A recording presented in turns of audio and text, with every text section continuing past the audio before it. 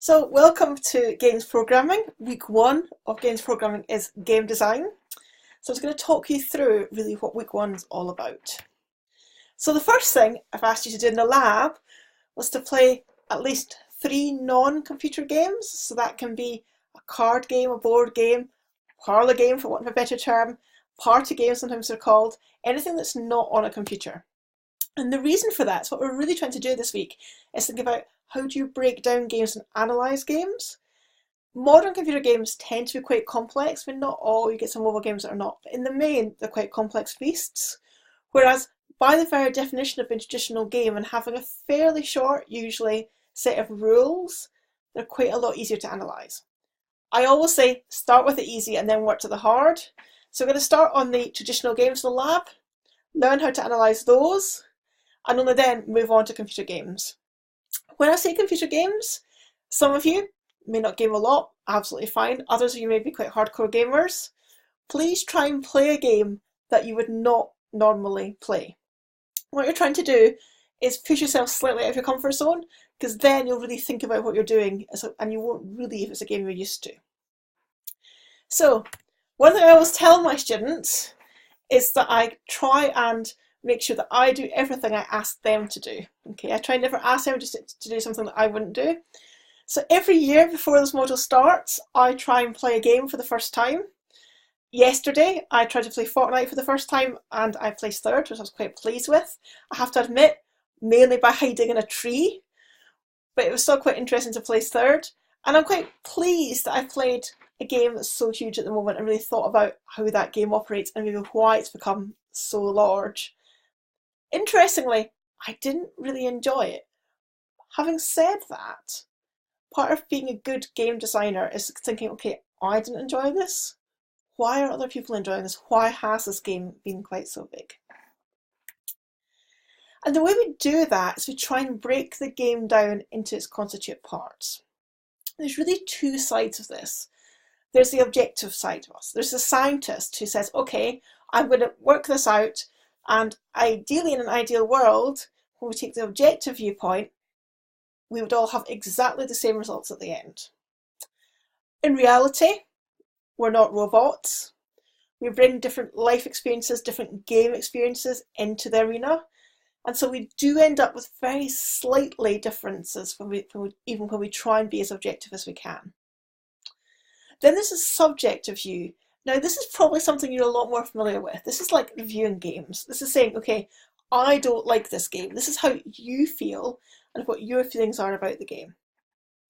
So this week, I've actually tried to break it down using some objective categories and then at the end, 2 subjective categories. So the objective categories are title. That's really just so you can remember which game you're talking about. So that's all that's for. Genre. Now for traditional game, this is one of the reasons they're quite easy. It tends to be a board game, it tends to be a card game, or maybe a party game. Sometimes it might be 2 things you want to say in the genre. So you might want to say this is a strategy card game, for example. For computer games, genre can be quite a bit more complex. So if I take Fortnite, which I mentioned as an example, a few years ago I would have had to say it was a first-person shooter multi-person online game. Now I can just say it's a battle royale, but that's actually a fairly new genre. And the genres of computer games are changing all the time. So quite often when you're trying to work out the genre of a computer game, you end up with a list of classifiers rather than just one. That's fine. Target audience. This is something that actually lots of games are not great at. So when you buy a game, be it a board game or a computer game, it's usually got an age rating on it. So lots of the board games we're playing are 8+, for example. And that's all it tells you about the target audience.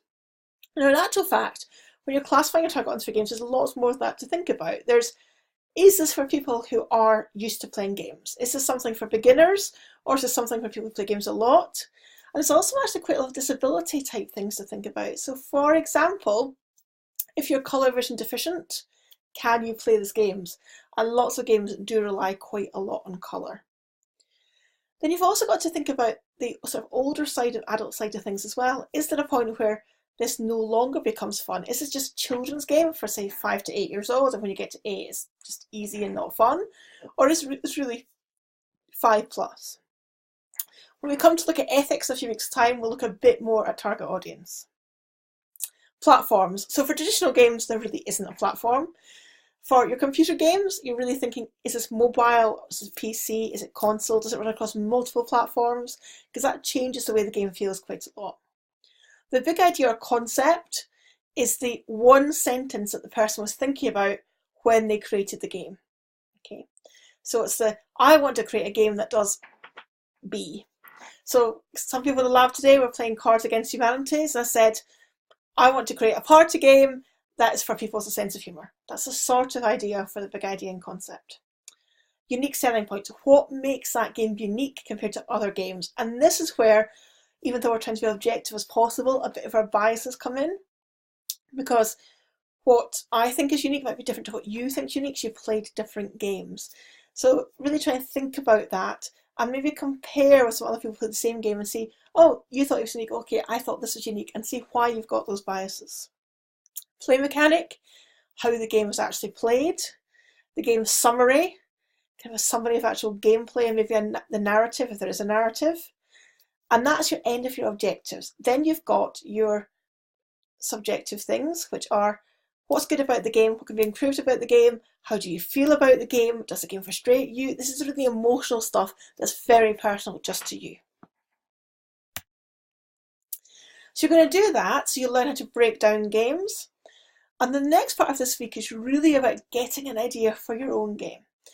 So people often say to me, how do I come up with an idea for my game? Well, the first thing I would say is something you love. It's always quite a good way to go. So if nothing else, you probably know it really well. So I've had lots of people make sports games in the past, which has been really successful because they know the sport, they know the rules of the sport, and they also know what people who play that sport are looking for in a computer game. Maybe you've got a different sort of hobby and you really like to use that in your game, that's absolutely fine. There's quite a few students in the past who make games for family members. We had some make them for children when they've got children, or actually for elderly relatives. They've got elderly relatives. One of the most successful games for a number of years ago now was somebody who had cognitive decline due to dementia, and she wanted to make a game that she could play with that family member that would help them with some of their memories. So there's lots of different ideas around that you could think of. The other way you can go is what I call mechanism first. So perhaps you think, I've always wanted a game whereby I only have to use 2 thumbs on the keyboard, and I've got one which is jump and the other which is double jump, and there's no running in this game, it just runs by itself.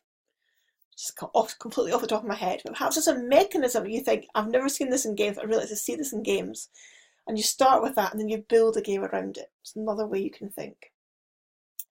If you're really struggling, I suggest writing down lots of themes and just random words like horse, dog, earphones, book, and then shoving them in a pile and picking 3 and saying, oh, can I create a game which brings together those 3 things?